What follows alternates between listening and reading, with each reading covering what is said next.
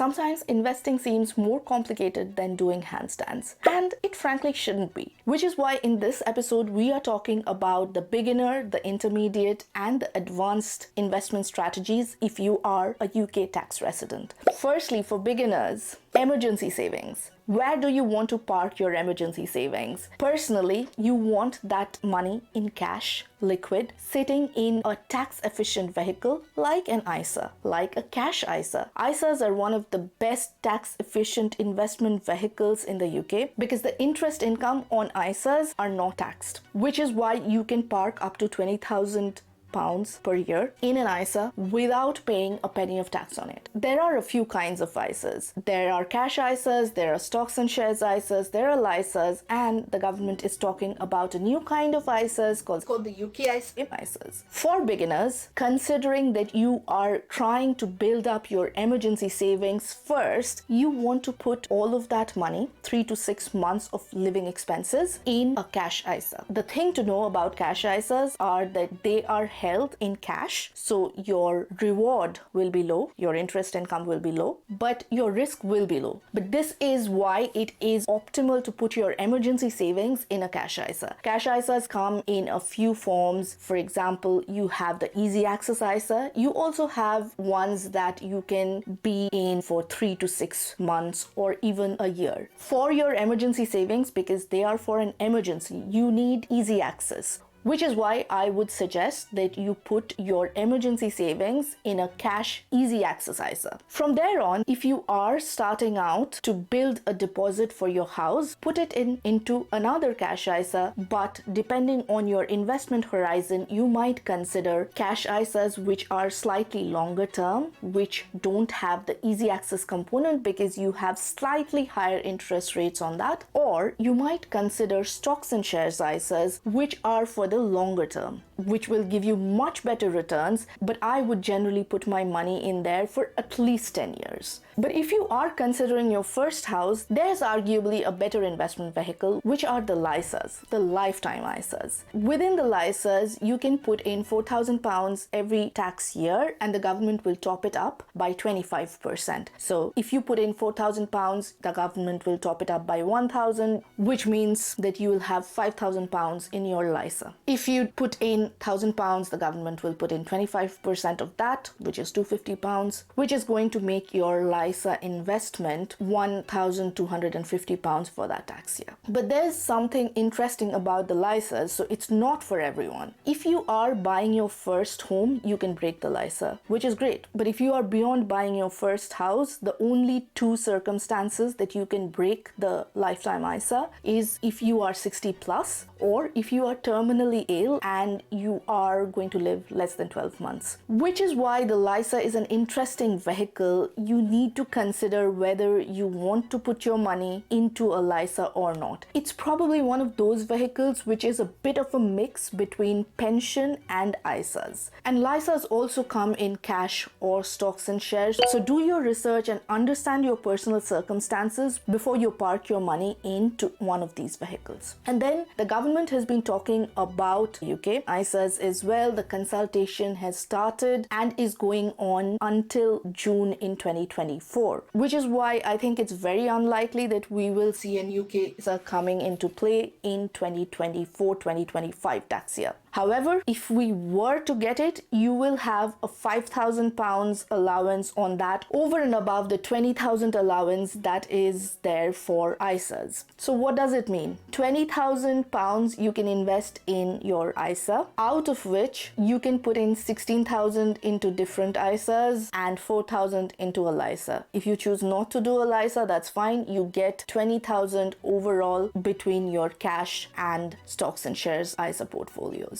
So that was ISAs. And the next investment vehicle that we are going to talk about are pensions. Pensions are tax efficient because when you put your money into a pension, you are not charged income tax up to £60,000. However, that does not mean that when you withdraw the cash out of the pension, you are not taxed. You are taxed an income tax on the capital gains of the pension vehicle, unlike in the ISA. So what would I do as a beginner? As a beginner, I would consider putting putting my emergency savings into a cash ISA. And then if I want to buy a house, I would consider putting some money in stocks and shares or a LISA or a cash ISA depending on my own circumstances. So those are the three vehicles available for you. What I would also additionally do is put in some money into my pension. You don't have to put in loads of money into your pension account. You just want to match what gets you the highest employer contribution match. Currently, all employers in the UK have to pay 3% pension into their employees' accounts every tax year. And the government mandates that you have to put in 5% as well. But some employers are more generous and they give you 5% or 8% or 10% if you put in 3% or 6%. So find out what your employer matches at the highest level and invest that in your pension. For example, when I used to work for PwC, this was way back, so I don't know whether that's still valid or not for them. But if I put in 8%, they would put 12% in, which is why it made sense for me to put in 8% of my income into the pension vehicle. So as a beginner, build your emergency savings, put the minimum contribution that your employer matches into your pension, and start building a nest egg, whether that's for your first house or towards your retirement. The next category is for intermediate investors. As an intermediate investor, I would suggest that you max out your ISA and you contribute a bit more than the employer's matched contribution into your pension.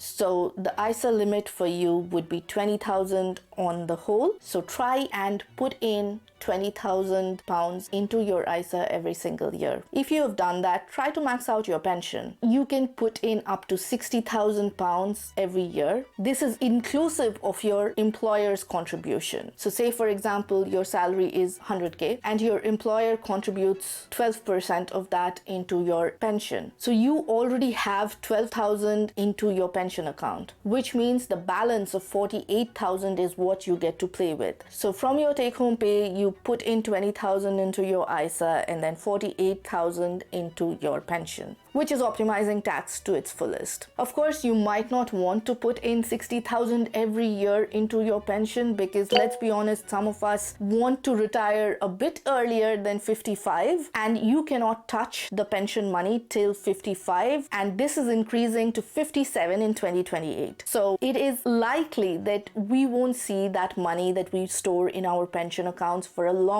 time. There are a couple of other interesting things if you have a family and if you have children for you to think about. There are the junior ISAs. If you put in £9,000 towards your children's education every year, and the earlier you start, the better your returns will be, because as you know, compound interest is the magic that helps you grow your money when you have time on your side. So junior ISAs are a fantastic vehicle. They are tax efficient because your child won't be taxed because they're ISAs, and you can build a nest egg for their future education, for their first home, for that gap year trip that they might want to go on. So junior ISAs are a really interesting vehicle according to me, and the children can access it once they are 18 years old. And then there are junior SIPs, which is something that the children can access when they are in their retirement. So this is a long time away. We probably will be long gone when they access that money. You can still put in up to £3,600 into that account, but you don't have to put in all of the 3,600. If you put in 2,880, the government will top it up by 20% and bring it up to £3,600. If you choose to put in £1,000, the government will top it up by 20%, which means they'll add in 200 and you will be investing 1,200 in that particular tax year.